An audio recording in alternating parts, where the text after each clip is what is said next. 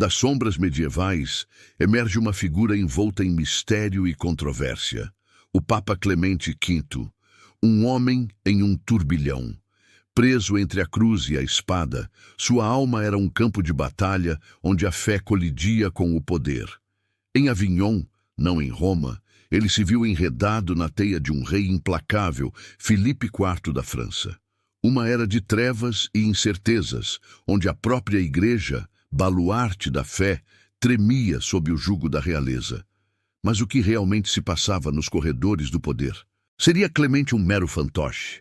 Ou haveria em seu coração um último bastião de resistência, um grito silencioso pela soberania de Deus? Prepare-se para desvendar a verdade por trás do pontificado mais sombrio da história. No crepúsculo do século XIII, o trono de Pedro, símbolo da autoridade divina na terra, encontrava-se em uma encruzilhada perigosa. A igreja, outrora inabalável em sua supremacia, via-se desafiada por novas forças, o surgimento dos Estados-nação e o ímpeto crescente do poder monárquico. Ninguém personificava essa colisão mais vividamente do que o rei Filipe IV da França, o Belo. Um monarca astuto e ambicioso, ele não hesitava em usar de todos os meios para afirmar sua egência, inclusive sobre a própria Santa Sé. Sua visão de um reino forte e centralizado não admitia a dualidade de poderes. A igreja, para ele, deveria servir aos interesses da coroa, e não o contrário. É nesse cenário de tensão palpável que surge a figura de Bertrand de Got, arcebispo de Bordeaux, que em 1305 ascenderia ao papado como Clemente V. Sua eleição, por si só, já era um presságio dos tempos difíceis que se anunciavam. Um francês e amigo pessoal de Filipe, sua escolha gerou desconfiança e apreensão. Muitos questionavam sua capacidade de resistir às pressões do monarca. A dúvida pairava no ar. Seria ele o salvador da igreja ou seu algoz involuntário? A primeira grande guinada de seu pontificado, e talvez a mais emblemática, foi a decisão de estabelecer a sede papal em Avignon, no sul da França, em 1309. Longe de Roma, a cidade eterna, a cidade que era o berço da igreja e o centro de sua autoridade milenar.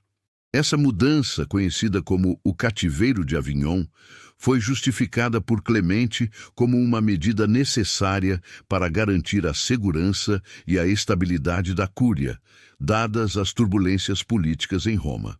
No entanto, para muitos, essa mudança simbolizava uma rendição, uma subordinação da Igreja aos desígnios de Filipe. O Papa, de fato, estava geograficamente mais próximo do rei.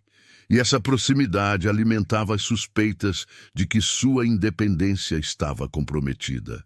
O grande teste para a autonomia de Clemente V e para a própria Igreja viria com a questão dos Cavaleiros Templários. Essa ordem militar religiosa, forjada nas cruzadas e detentora de vastas riquezas e influência, tornou-se um alvo da cobiça e do temor de Filipe IV.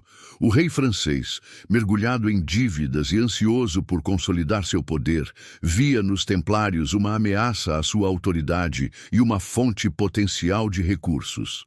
Em 1307, sob falsas acusações de heresia, sodomia e idolatria, Filipe ordenou a prisão em massa dos templários em toda a França. Uma ação audaciosa, sem precedentes, que ignorava a autoridade papal e desafiava abertamente a soberania da Igreja sobre uma ordem religiosa.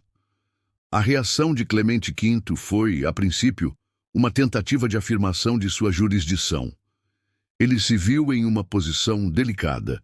Por um lado, as acusações contra os templários eram graves e demandavam uma investigação. Por outro, a forma como Filipe havia agido, de maneira unilateral e violenta, era uma afronta direta à sua autoridade e à lei canônica. As correspondências entre o Papa e o rei revelam um Clemente inicialmente determinado a conduzir o processo sob os auspícios da Igreja. Ele enviou legados, exigiu a entrega dos prisioneiros e insistiu que a Inquisição dos Templários fosse feita sob supervisão eclesiástica. A defesa da Igreja para Clemente significava garantir que a justiça fosse administrada de acordo com as leis eclesiásticas e não à mercê da vontade real. Sua tentativa de controle sobre o processo foi manifestada através da Bula Pastoralis Praeminentiae, emitida em novembro de 1307. Nesta bula, Clemente V, embora reconhecendo as acusações e instando os governantes europeus a prenderem os templários em seus domínios, tentava reverter a usurpação de autoridade de Filipe.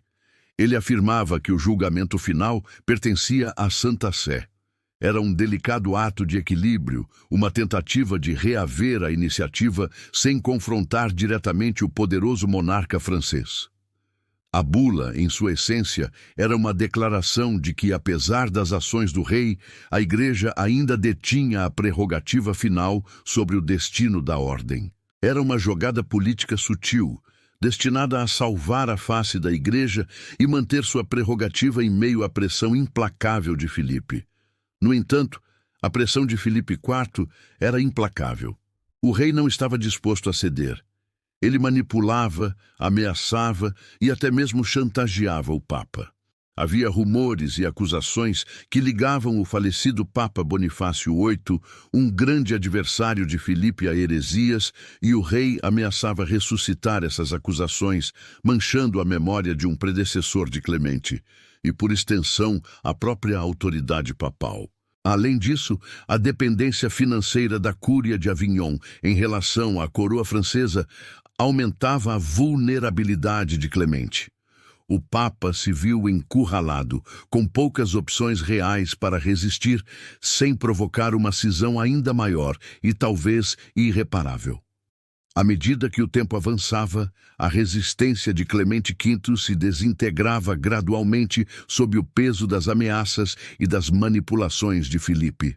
O rei, por sua vez, continuava a torturar os templários para obter confissões, forçando o Papa a lidar com uma realidade brutal e distorcida.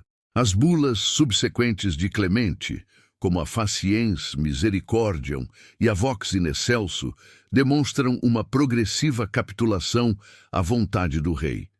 Embora Clemente tentasse, em teoria, manter a aparência de uma investigação eclesiástica, a realidade era que as decisões eram ditadas em grande parte por Filipe. No Concílio de Vienne, em 1312, o destino dos templários foi selado. Pressionado por Filipe, Clemente V emitiu a bula Vox in Excelso, dissolvendo a ordem do templo. Não por condenação formal de heresia, mas por suspensão apostólica, uma forma de encerrar a ordem sem emitir um veredito direto sobre as acusações mais infames. Essa decisão, embora apresentada como um ato de prudência para evitar maiores escândalos e preservar a paz na Igreja, foi amplamente vista como uma vitória esmagadora para Filipe IV e um golpe devastador para a autonomia papal. A bula demonstrava a dolorosa realidade de que, apesar de suas intenções iniciais, o Papa Clemente V não conseguiu sustentar sua defesa da Igreja contra a pressão esmagadora do poder secular. O pontificado de Clemente VII, marcado pela mudança para Avignon e pelo trágico fim dos Templários, tornou-se um símbolo da fragilidade do poder papal diante da ascensão dos Estados-nação.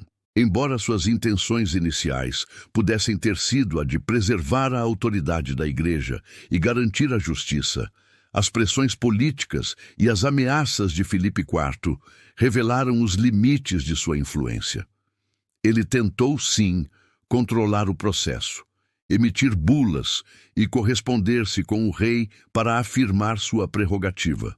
No entanto, a realidade do poder temporal se impôs, forçando-o a tomar decisões que comprometiam a imagem e, em certa medida, a independência da Igreja.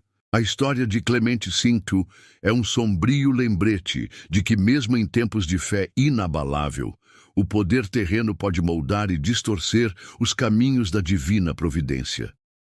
A sua luta, ainda que perdida, ecoa através dos séculos, um testemunho da batalha eterna entre a fé e o poder.